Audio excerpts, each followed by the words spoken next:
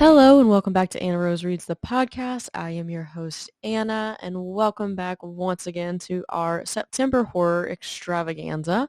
Last week we started the month in earnest with Chris Panettire's Shit Show. We chatted with him about all of his Dark Carnival inspirations and all that surrounds that.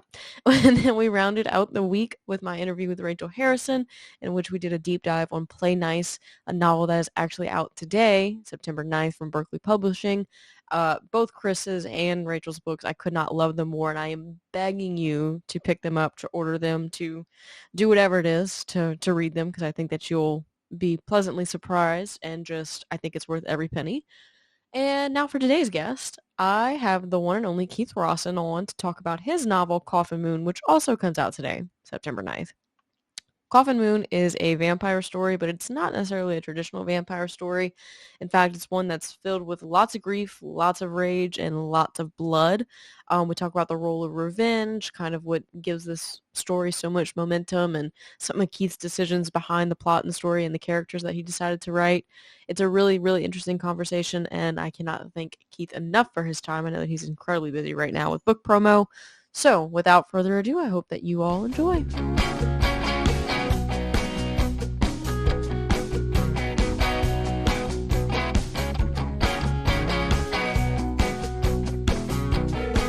Hey Keith, how are you?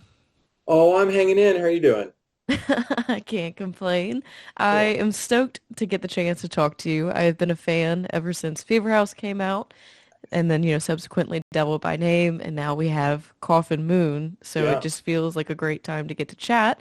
How are you feeling? I know, like, we just came off the duology for Fever House, and Yeah, it's like it's the last couple weeks before the book comes out, and so mm, you feel like simultaneously tons of things are happening and nothing is happening at all.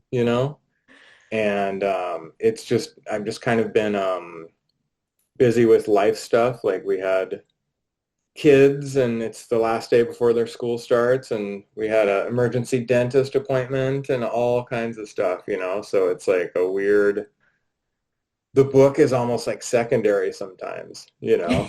which does not always feel the case, but As this somebody last one. who also went to the dentist today, I Okay. would argue that is also a horror story in and of itself. Yeah, totally, man. The Yeah. dude was like trying to be, my kid is 9 and he Uh-huh. was like, he was trying to be funny where she's legit just like, am I going to get a shot? He's like, shots are for guns. And she's like, internally, she's like, dude, just quit fucking around. Just tell me so I can prepare. So, Oh, I love your kid already. She sounds like my yeah, kind of gal. yeah. That's because that's very much my question as well today was, is there going to be needles involved? Right. But aside from dental related horrors, we're here to talk about Coffin Moon, which is coming Yeah. out in Sorry, this I got all September. these digressions. Oh, We'll this is veer. what this podcast is made for. This Yeah, podcast is made for digression. there So you go. we are here to talk about Coffin Moon. And, obviously I know you from your previous works, but if you want to introduce yourself and introduce Coffin Moon for those people who may not be as familiar with you, I want to open up the floor to let you do so. Okay. I guess if I had to do the real quick summary, I would call Coffin Moon something pretty close to like True Grit, but with vampires. So set in the 70s and a guilt-laden Vietnam veteran and his adopted niece hunt the vampire who destroyed their lives. And so it's part road novel, it's part revenge story, it's part vampire story, and just kind of threads a bunch of different little disparate things together all at once.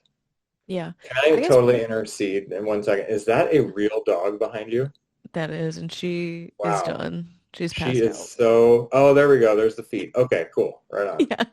No, she does look like a stuffed animal. Yeah, And she yeah, does whatever she wants. She yeah. moved all of that herself and made herself a nest, so There that you is where go, she right? will be. Yeah. Yeah. But no, to get back to Coffin Moon. So I have to ask you, how long has the story of Coffin Moon sat with you and what inspired it? Because You it know, feels like a heavy story, so I'm curious as to yeah. how that feels for you. I um I had been wanting to write a vampire story for a long time, and my whole shtick as a writer is kind of taking like tropes, like horror tropes, and just infusing my own, little take on it. So with Fever House and Devil, it was zombies, and my novel Smoke City is like a ghost story and stuff like that. And so I'd wanted to do a vampire one for a long time, and I had just sold Fever House to Random House. Hmm. And so it was while we were doing revisions, but before they'd officially wanted me to start writing the sequel to it. And I wrote a version of Coffin Moon in like 7 weeks. And it was just like, it was amazing to have like this group of people who suddenly had this like belief in me, and it was very Yeah. galvanizing as a writer. And so I busted out a wildly different version of the story in about 7 weeks. And ultimately, it was enough for my editor to be like, yeah, we'll buy it, but holy shit, man, you got to do some changes to it. It was just a very different book. And so yeah, my editor is really good, and we generally do this thing where I write the book and then she's like, you got to do major revisions. And I say, okay. And I do it. So, but Yeah, it was that really sounds about right. fast. It was a fast, ugly, easily the fastest book I'd ever written. Yeah. It it feels very it's such a weird way to describe this book, but there's an oddly lived-in feeling to Coffin Mhm. Moon, like kind of a coziness in the beginning before everything is kind of ripped to shreds.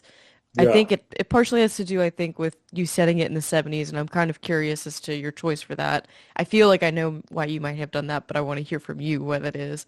But then kind of part of the found family instinct, the living above the bar, that kind of thing, I think really institutes those feelings, and then it's just, all ripped away and we're just along Yeah. for the ride, right? Yeah. But Right. to go back, what was it about the 70s that made you want to set this story at this point?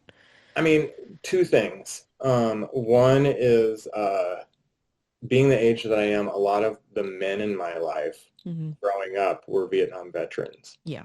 And to me, it is such a like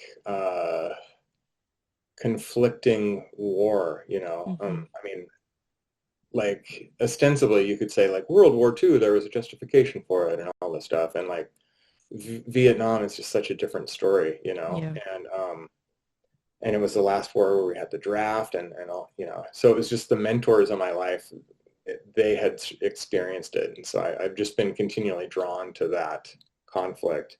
And also like I knew it was a chase novel, and Hmm. chase novels, other writers can do a better job with like cell phones and emails and all that shit. And it would have suffocated me, the details of that, while Yeah. with also vampires and surveillance. And I don't want to give too much away, but vampires, they don't exactly have the no reflection trope that vampires do, but there's an element of that.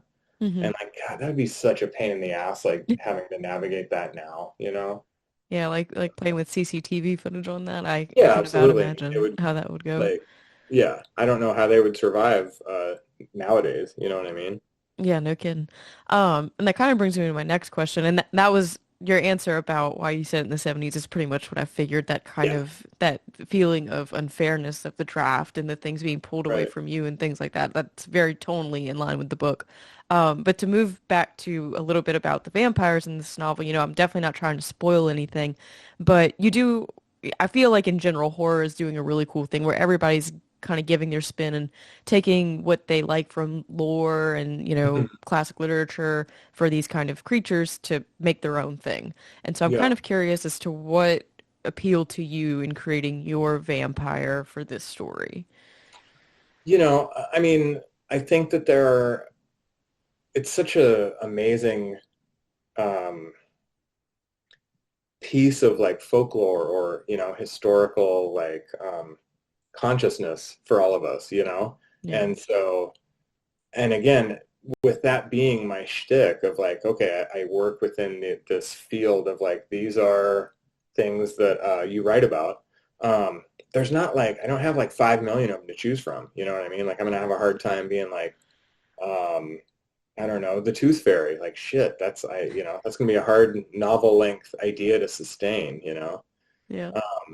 And they're just it's a lot of it is I wanted to kind of like dismantle this notion of the like sexy vampire, you know, Yeah. because I think it's just such dog shit. Like that note is like it's so goofy when Mm. you kind of run the practicalities of vampirism through the colander of reality or whatever. It's like, oh, this would be a miserable existence, you know, and Yeah. few people could handle it. So it was Yeah. just interesting, you know? Yeah, I think that there were certain realities for your vampires. I'd say about like 75% into my reading of the novel that I was like, fuck, that's bleak. It's like it really hit Yeah, I home for mean, when me. you think about it, the whole idea of vampirism is built upon murder Hmm. and devouring people that you have killed. And like so living in that space between like, would you do that to survive or would you just decide to step out, you know, like literally, like Yeah. step out in the sun? And I don't think, and in my way, it's almost hopeful. Like, I don't think a lot of people could sustain that as a lifestyle, you know? Yeah. And so it makes vampires extra scary to me because those who could survive that as a lifestyle are the scariest motherfuckers around, you know, like Yeah. John Varley. Yeah, So exactly. It's like score one for humanity almost if you can't hack it, yeah, if you have a exactly. conscious Right. One about would it. hope, you know? Yeah, for sure. And I'm gonna go out on a limb here. I hope that you correct me if I'm wrong, but I think the thing that you do with vampirism, this is not a spoiler, with this novel is the transformation. A lot of it is the before and the after, the human and the after, right? We talk about before the violence and after the violence, and I think a lot of it too has to do like before this all-consuming anger and after this all-consuming anger. And for me, reading Your Vampires was very much, we're not really talking about that. We're talking about anger and retribution and revenge and these kinds of things. And there's a certain point where a level of anger is healthy and then where it's no longer healthy. And it becomes obsession and like all these different things. And so I just kind of wanted to open up the floor for you to talk about the role of anger in this novel because it feels like such a huge part of everything. Hmm. And I wanted to hear how that writing experience was for you to create a novel like this.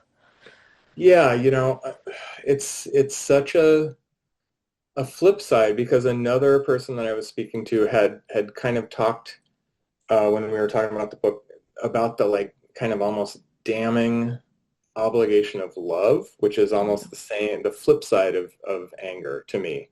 And Hmm. so these characters are both furious in and of themselves. The main characters, Minor and Julia, um, and they love each other almost obligatorily, if that makes sense. You know what I Yeah. mean?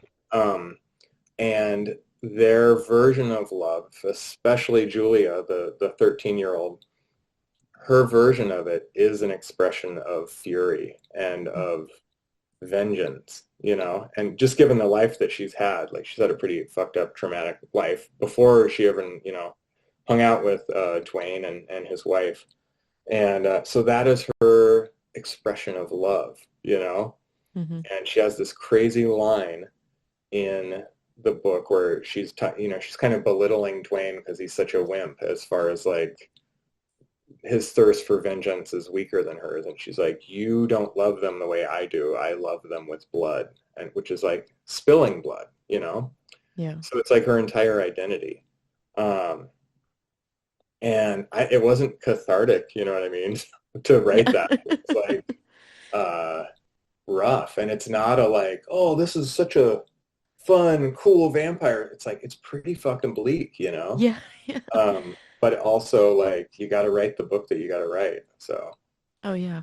Well, I would argue a little bit, I thought a lot about Julia and Dwayne's dynamic and there's something to be said for youth and age in this novel, I think too. To whereas Dwayne is able to kind of numb a lot of his suffering, his anger, his, whatever you want to call it, with his vices, namely alcohol, he leans heavily on alcohol. But for Julia, because she's only 13, she yeah. doesn't have that. Like all that she knows is like pure, concentrated, absolute emotion. Hmm. And I think that that's so unique because it's like, the line that you said, you don't love them like I do, I love them with blood. Yeah.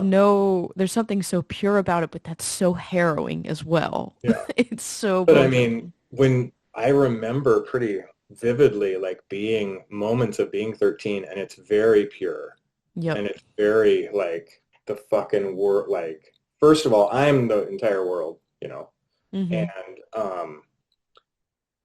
my feelings are just so outsized with reality, and so she is like she and Dwayne do a kind of flip halfway through the book where he is no longer ostensibly the caretaker. You know what I mean?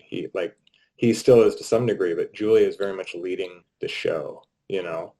and she has big outsized emotions, um, even the most well-balanced 13-year-old would still be like have these big feelings, but she has just seen unspeakable things, Yeah, absolutely. And I was curious if it was always going to be Dwayne being the uncle, Julia being the niece. I feel like that's a very specific, like compared to like maybe a father-daughter, you know what I mean? Like Right. I was kind of curious Yeah, about that dynamic. honestly, I in that first draft that I wrote really quickly, Hmm. they were not related at all, and he was kind of hunting this vampire independently, Yeah. and then they met each other partway through, Mm. and that was one of the things where my editor was just like the emotional resonance and connection is just not there, and and the reason that they're like my girlfriend and I adopted two kids Hmm. like 3 weeks before COVID hit. And so, and it was this whole period, they were very young and they were just like, who the fuck are you? Why Yeah. are we here? And now we can't leave, And so it was a very intense time. And so there's a lot of that in there. There's a lot of that sense of like, of cloying, like, oh my God, I'm failing at this. There's a lot of sense of like, of obligation, even as you're drowning, Yeah. And so, yeah, I just, and I feel like the whole father-daughter thing is way played out, Yeah. And so I just wanted it like a little bit different. Yeah, that makes sense. And I do like that again, it's hard. I think that the reason that the book is so angry and it feels so visceral is because it's so heartfelt and it's tender moments and very much like the moment whenever, Dwayne decides to take Julia to get donuts. Like it's a very small, like only a Mhm. couple pages, but that scene really went a long way for me in Yeah, thinking about the implications of everything else that follows, right? yeah, Um, and so I think it's a story about like kind of the ties that bind too, because they just find themselves in this predicament because of the people that they love. And conversely, I do kind of want to talk about John Varley, which one, sick name, love that name for a bad dude. yeah, But two, I just kind of want to ask like, what was the inspiration behind him? Because he's just so, I don't even know the word, but he's a yeah, lot of it. yeah, right. And this is the weird thing about writing a book and then um, a year and a half or 2 years down the line getting asked about those key moments. Like, I don't remember. Yeah, It's a very Um, I know the first scene that I ever wrote for this book, the book started with Dwayne Miner sitting in a bathroom stall in some like shitty bar in North Dakota, and he's holding this revolver, and there are like three silver bullets left, and he's going to strong arm John Varley's thrall, like his yeah, helper or whatever, into bringing him to Varley. And then there's like this big fight scene in this, abandoned house and everything. But it just kind of like started from that, and hmm, it's just those little kernels. And eventually it just the mythology around the characters just widen, the more you put down. yeah, absolutely. And we are privy to a lot of his history, which I really actually enjoyed. I didn't know how I'd feel about that the more that it went, but I found myself really intrigued to figure out how we got here. Yeah. Um, and I think it's an interesting choice, like starting his lore and the way that his lore begins, and it kind of goes back to the same vampire mythology of like what you chose to implement with this story.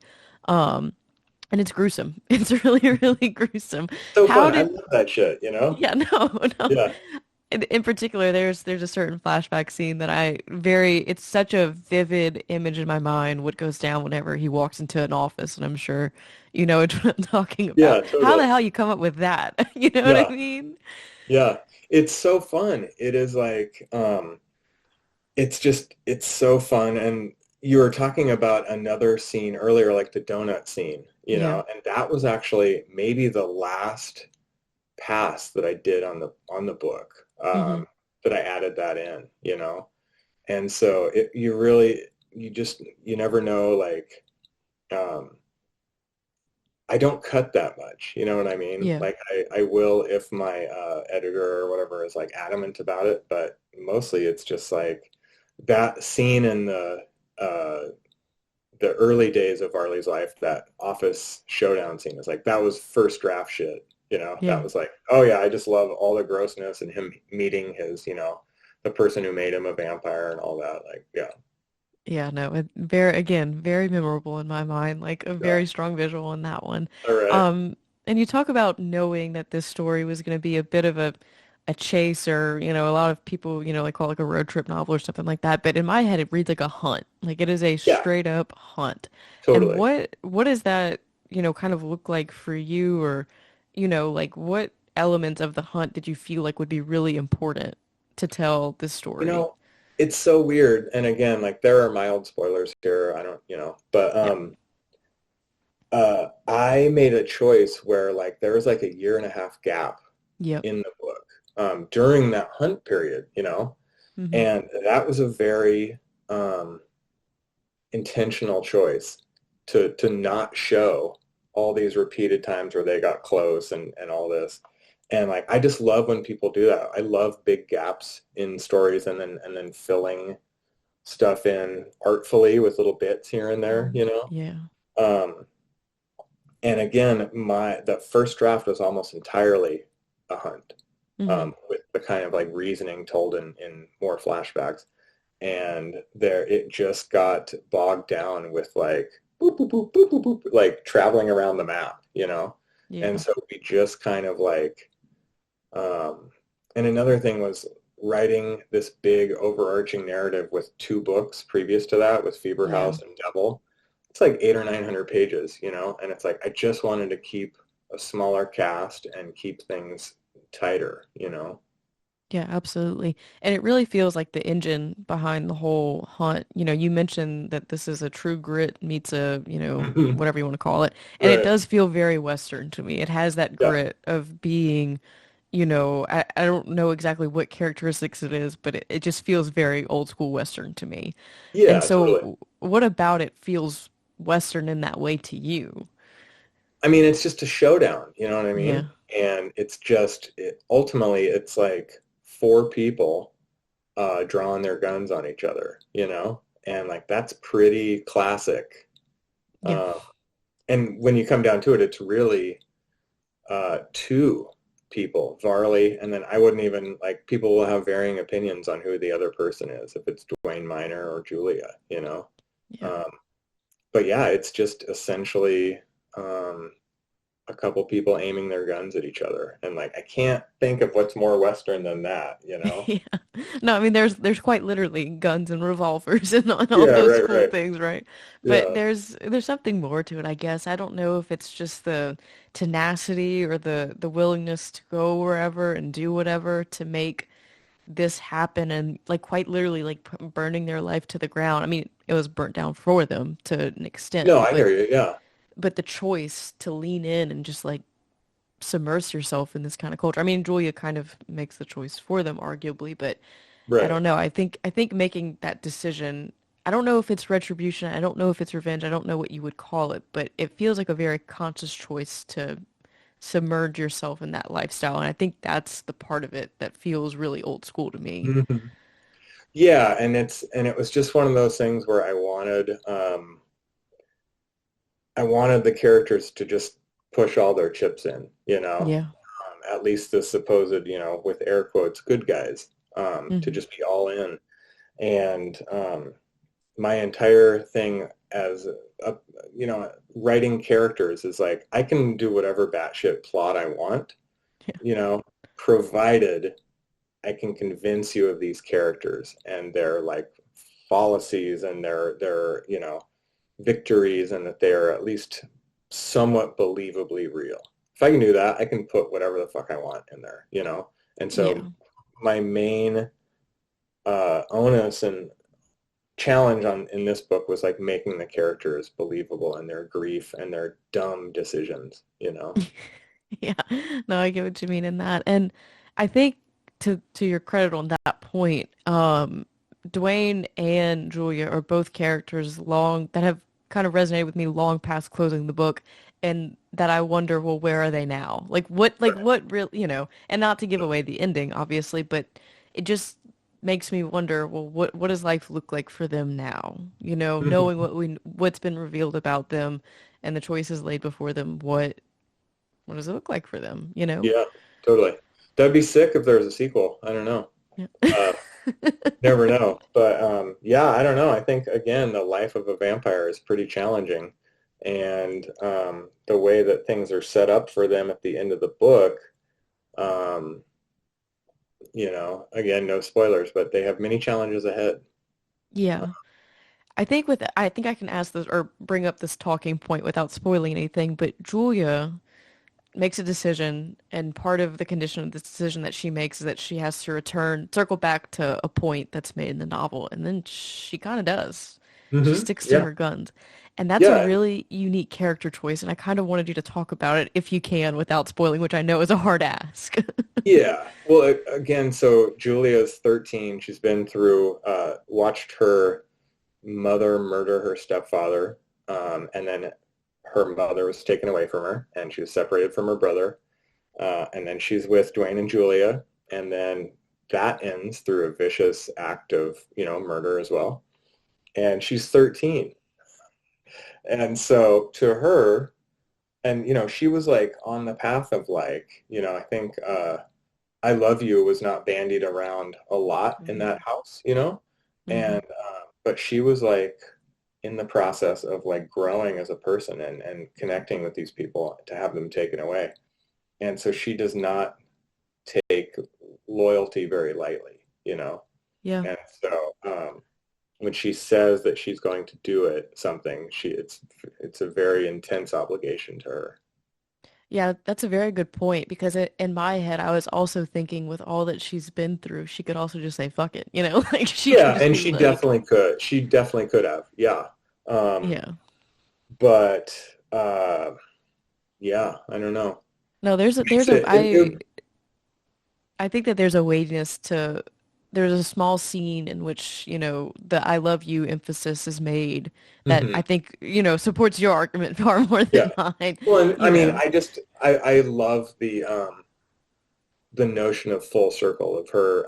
She promises somebody that she's going to do something. At the end of the book, she does it, Yeah. uh, even at great cost to herself, which is also kind of in line with her whole thing. Yeah.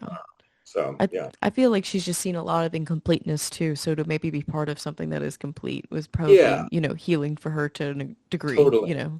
Right. And at the end of the book, a plan is in motion already. Hmm. She's already considering next steps and all of that. So Yeah.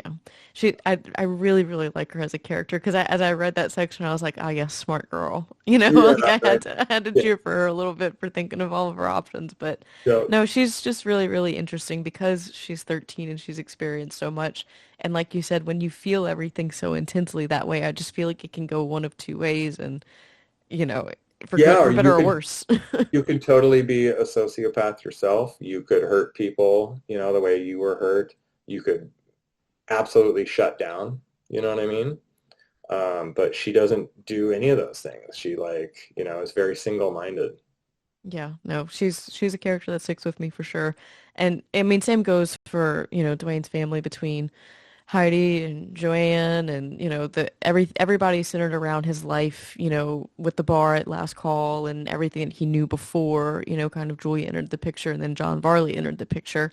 I kind of wanted to talk a little bit about that life before everything became Yeah. upended because there was a real sweetness to those, and I've talked about it before, but there was such a sweetness to those scenes, Hmm. and I just kind of want to talk about that feeling of somewhat found family for Julia as she's trying to, get her footing in this world that she's really not familiar with because she's only known violence.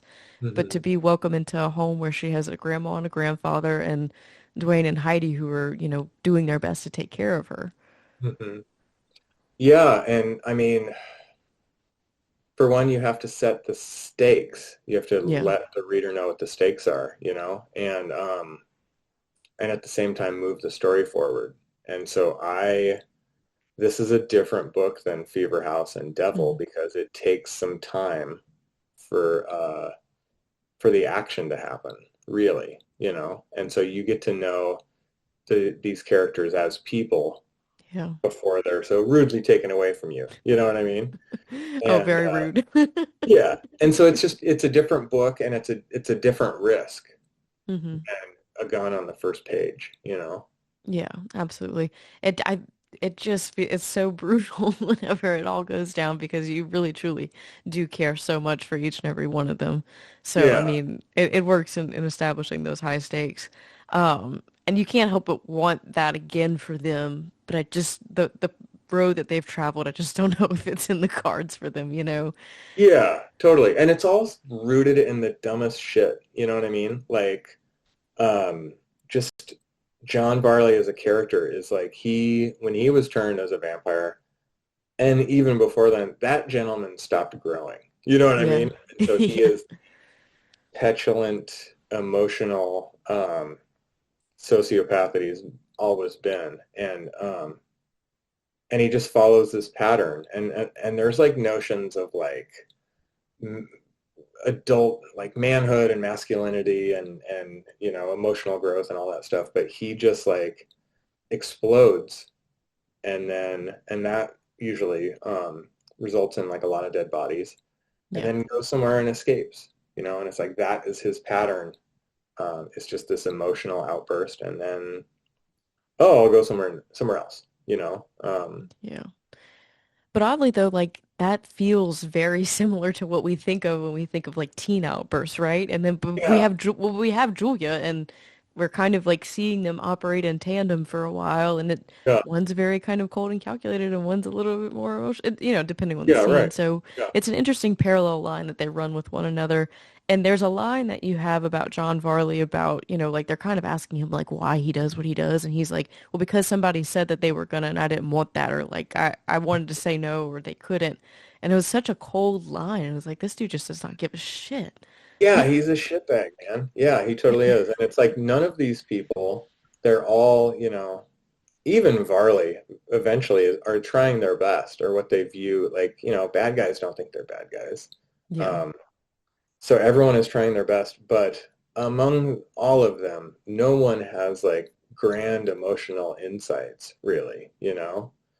They're all kind of like, and that's what trauma does, is it freezes you a lot. And Hmm. Dwayne has seen stuff in the war and he's made choices afterwards, and it just kind of like you just like get yourself in a cocoon and kind of stop Yeah.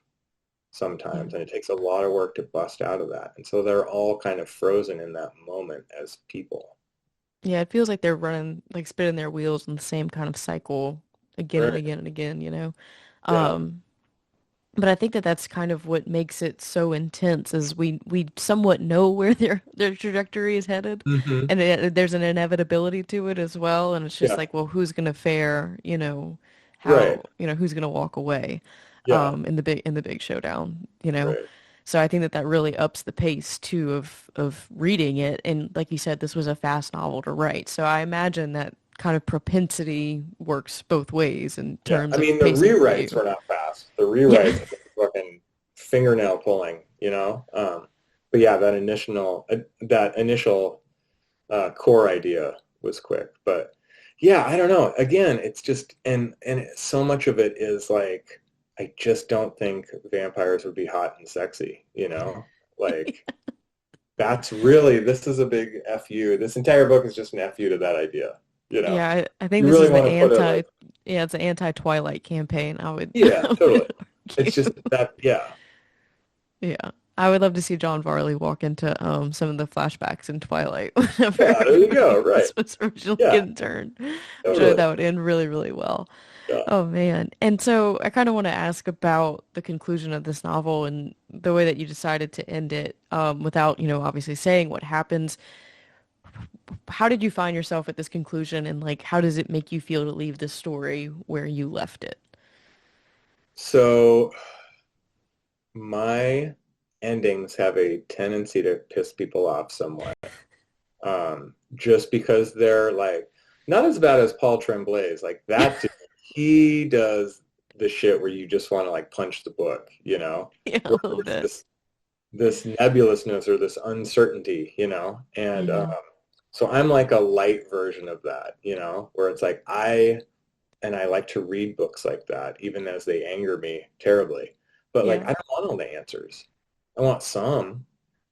And so my endings are very intentionally, they are what they are, and you get the breadcrumbs that you get, and then the rest of it is like you tell me, That's the Yeah. fun part of being a reader is like you get to be pissed off and be like, what happened? But then you get to like, what a great feeling to read this thing and then be like, I want to imagine something this way.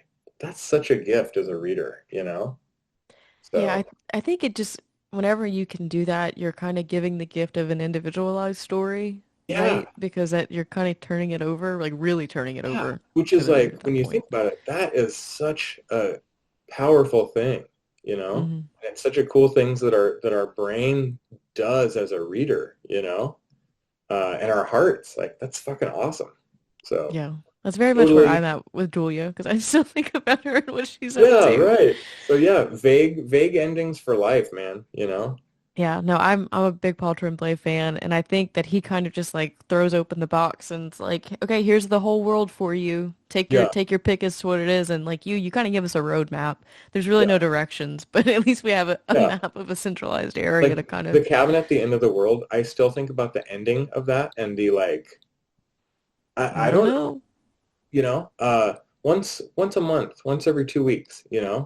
And I read it years ago. Like that Hmm. is magical. Yeah, it's I call those are the books that like you go and you stare into like fluorescent lighting or a blank wall and like try to find the Right. answer there. You just Yeah, zone totally. out because Then you look away and there's all the weird swimming figures there. Like, okay. yeah, the answer is clearly here. No, I totally get you. And I do think it's a really special thing whenever you get that gift of the decision yourself. And I think the really cool, the dual part of that is, like while it's very individualized and unique to the reader, I think it kind of helps to make a greater conversation around that book, right? Because Mhm. everybody starts to talk about their take on it, and then there's debate, and people might change their minds, and then it's just kind of growing this story outside of the story, if that makes sense. Yeah, totally. And I mean, that's, commercially, that's what you want, right? Is like, Hmm. people talking about it. But also like just I I think I know what they did at the end of this book. You know what I mean? Yeah. But I'd also have to like really put my thinking cap on a little bit because like I'm not 100% sure, you know? Yeah. And so I don't think I think the reader should draw their own conclusions, because I have mine, but again, that uncertainty is such a beautiful part of the reading experience. I think a lot of people would very much disagree and want very concrete answers, but like I love that stuff. Yeah, I understand the need for wanting straightforward answers or kind of like the who done it, like knowing who did it, right? But Yeah, then or like what the that's reason was. yeah, but I think that's kind of like what the mystery thriller or like police procedural genre Totally. is for because you have the logic and the reason that you can get that. What I like about horror is that we do get the what if and the ambiguity because I think it helps a lot of readers, speaking for myself, work through whatever it is that I'm dealing with at the moment suited to me. Yeah, and I don't think that is for me, it's not really the purpose. I feel like I'm getting kind of vague myself here, but like I don't think knowing all the answers is like necessarily the point of a book like Coffin Moon, you know? It's more the journey and I mean ultimately I think books are entertainment. And Hmm. so I guess I'm an entertainer, but also like I want you to to feel certain things, or consider feeling them, but I don't think you need your handheld to do it. And I don't Yeah. think you need to have the alpha like A, B, C, D, E laid out either. Yeah. Well, it's a compliment to the reader whenever the author turns it over that way because one, it says that we have the confidence in you to figure it out yourself, Yeah, without totally. having to spell it out. And Yep. then to kind of tie it back though, but like with The Devil by Name, you kind of did a similar thing by not giving us all of the concrete answers. And I really enjoyed that about that book because there was so much lore built into that duology Mhm. that, I've listened to your previous interviews with a couple other folks and I know like there was a lot of questions that you could have answered for us, I think, or maybe going into more detail about like, about Michael and like all of those Mhm. things. Yeah. But you kind of you hit them and then you pull away and you left it to kind of breathe. And that was a really cool thing because I think, especially it's an apocalyptic story, right? So we're talking about like humanity, themes of humanity, what persists, like who's gonna Mhm. come out at the end of the day. And those are all like the big thematic themes that really deserve pondering and sitting with. I don't know that we should get answers to those. You know what I mean? Yeah, and I feel like we got with those, we got a lot of them, Yeah. and yes, the things are still pretty effed, Mm-hmm. uh, but some things are made clear, and I think Coffin Moon's the same way, where Yep. you have a very good idea of the future that is held for these characters by the end of it, I Yeah. think. Mm-hmm. It's not all written specifically, but you got a pretty good idea. And so they're left with some choices, and that's what's unclear. But Yeah. you have a very, you the reader have an idea of what the challenges are that they'll face. It's Yeah. just what to do with Absolutely. it. Yeah. It's a really great thought exercise too. But the emotional work is great too because, like I said, the anger really spoke to me in this with Coffin Moon. That was just such a clear like the idea of retribution and like kind of like the knife of not letting go. You're only cutting yourself. Um. It's like that war between where what happens when uh, love is poisonous, you know what I mean? Yeah. Or is like sickening you, you Mm-hmm. know? Is it love or is it something else, because arguably what they are doing, what Dwayne and Julie are doing is I don't, is it showing love for the Yeah. people they've lost? Or is it like a more self-centered act, you know? Yeah, I would argue like my one of my favorite things to kind of contemplate with these revenge-ish narratives, whatever you want to call them, is it's almost like a possession story, right? Like these people are so, or these characters are so possessed by their hurt, their trauma, like whatever you want to call it, that they can only operate in this one way. And much like a possession story, like with your traditional demons, is like there are certain patterns that you follow once this thing grabs hold of you. That's so cool. I've never thought of that before, but yeah, that's totally apt. Yeah, and Definitely. I just feel like in different ways, Dwayne and Julia were equally possessed by, the tragedy that befell them. And so Right. I feel just like it operates on multiple levels, right? Like, yes, it's a vampire, blood-sucking, gory story. They're leeching the life out of like what they could have had, Right. but also they're possessed and Dude, haunted. I am never gonna read a revenge story the same again. Holy shit. Wow. Yeah, I'm gonna be like, hey, Anna said that, oh my God, she's right. Oh my God, she's right. That's absolutely accurate. So yeah, all right. Here we Yeah, I go. don't I don't know how an exorcism works on a revenge story, but maybe somebody will figure Yeah, that out right? one day. Yeah. Totally.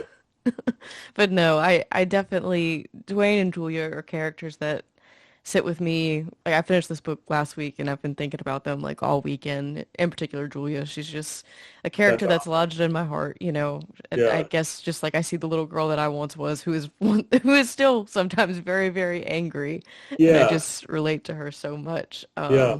That's awesome. Yeah. But That's the those hope, are you know what I mean? yeah, absolutely. I mean, those are all of my super burning questions about Coffin Moon. Yeah. I appreciate you answering them. And so I kind of want to pivot to a little bit more grounded in reality questions. You have Coffin Moon coming out this year. Is there anything else that you have going on in 2025, kind of, to advertise? I believe I saw you're going to the UK for a book tour for this book, correct? Yeah, so yeah, I got like a couple stories coming out in places, and then the big thing is the paperback of The Devil by Name comes out Yeah. in like a week, and then a week after that is Coffin Moon, and then Hmm. in October do like a 10-day tour in the UK for Coffin Moon. That's exciting. That's a Oh, it's so crazy, man. Yeah. yeah. I think I have not made it out the US yet, but I think I have a couple of friends who I've actually met through Bookstagram and doing the book thing who live in the UK. And I think it's such a cool thing whenever books take you places like this. Like that's just the coolest thing to me, man. I have, before this, I have lived in like, artist poverty almost my entire life. And like I had to get a passport for the book, because Yeah. I went earlier this year to do book stuff. And it was like, that's fucking crazy. What a crazy gift that is to be able to like travel via, creative acts. Like that's amazing. Yeah, no, it seems like a very cool thing, and I really like that there's that sense of connection, like quite literally across oceans, that these stories are, bridging Oh, these dude, people yeah. And together. there's just, I don't know. I love the like, I mean, I'm hesitant to like, I don't know, say community regarding like social media stuff, but like Yeah. it is, I have a solid group of people Hmm. um, who I haven't interacted with beyond, digitally. Yeah. So it's like, is that community? Yeah, I think that's community. And yeah, it's so cool. Yeah, no. As somebody who has made the online friends and then met them in person and they've held up, I would definitely argue Yeah, that absolutely. it holds up. Agree. So Agree. that's really awesome. I could not be happier for you that you're getting to go and experience all of that. Is there anything that you're working on right now that you are allowed to talk about? I always ask this question with the caveat that I'm not trying to get authors in trouble with their Right. publishers for talking about things they Yeah, shouldn't. no, it's like pretty public knowledge that my next book is called Crone, Mm-hmm. and it will probably come out about the same time next year. And it is way more pissed than this one. So like a witch crime book.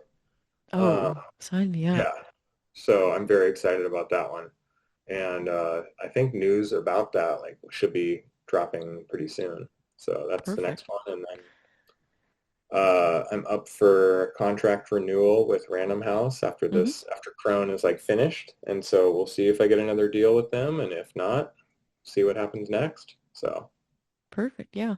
And I yeah, kind of want to ask a little bit of a cheeky question, but I keep up and I feel like there's been a lot of buzz.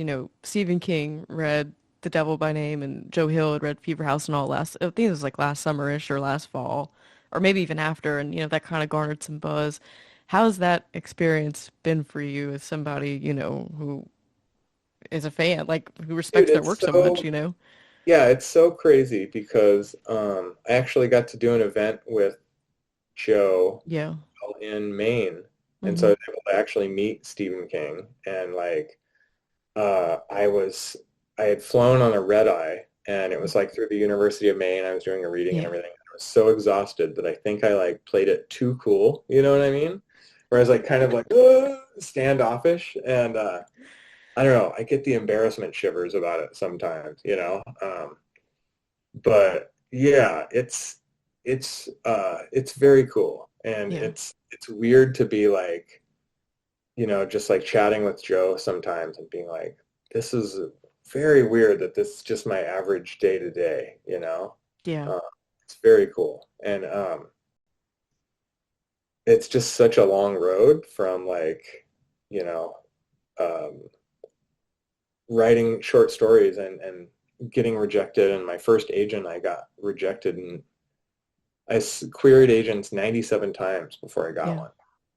And so that sort of thing, it's just like, it's such a testament to like, be prepared to hear no 9 million times and continue to keep going regardless. Yeah, I think into if we're gonna really bring it, we're talking about full circles and cycles. I think that grit and that tenacity to keep going and to, stay the Yeah, course. I think that comes through in your storytelling, that kind of grit. But I I recognize how big of a deal it is because I've seen you post about like how many times like you had queried or like, like all these Mhm. different things and like to see the success that you have now. I mean, like obviously I didn't know you then, but still I think it's a really cool thing when authors are, having the moment that they, Yeah, are chasing.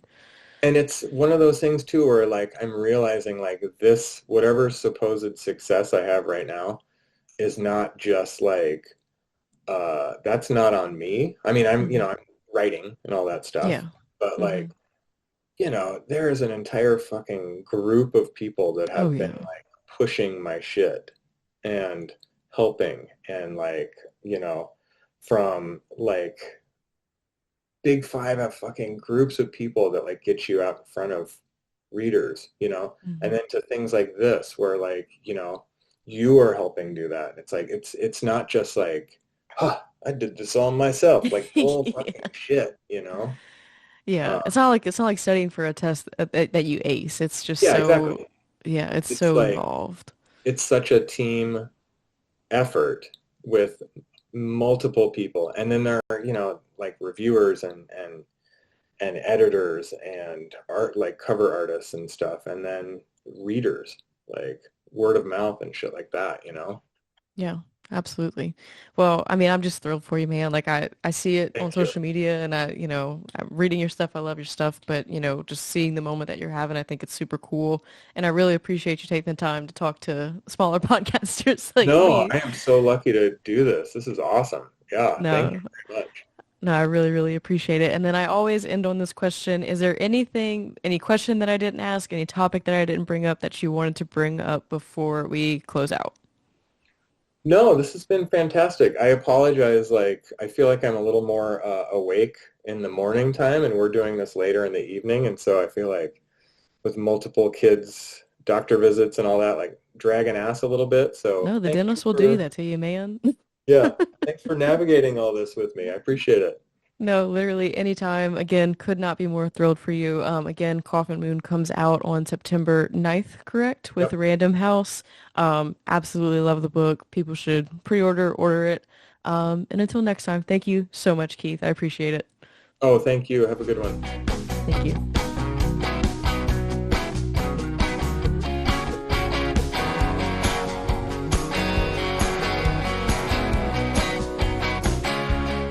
And there you have it, ladies and gentlemen. That is my conversation with Keith Rosson on Coffin Moon.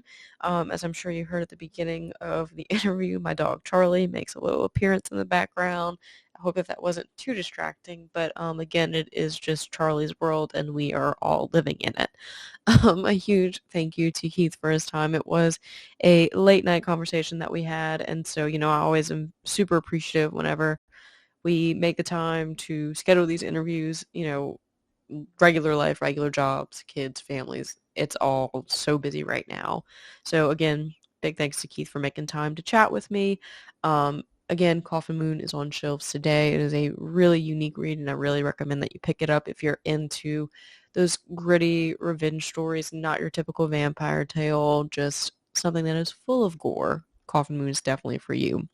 Now to talk about what's going on for the rest of the week, we are continuing my September horror extravaganza, but I'm going to do something a little bit different. I actually got the chance to catch up with Kat Dang, who is the author of probably one of my favorite books, top 5 book of the year, What Hunger, that came out earlier this year. So I'll be releasing that interview at the end of this week on Thursday before resuming with our other September releases starting next week. So you'll still be getting an extra interview out of me. It is just a little bit of a throwback from a book that was published in August. But if you have read this book, please message me. Please talk to me. I love What Hunger so much. I absolutely enjoyed the hell out of getting to talk to Kat about the book as well. She's such a delight. So I'm really thrilled about getting to share that one with you guys. Thank you all so much again for sharing the podcast last week. Everybody who wished me happy birthday. You all are incredible. Um, the podcast is doing really cool numbers since I started doubling up on these episodes, and I just really appreciate all of the positive feedback that I've gotten since I've started doing this. You all are the best. And yeah, until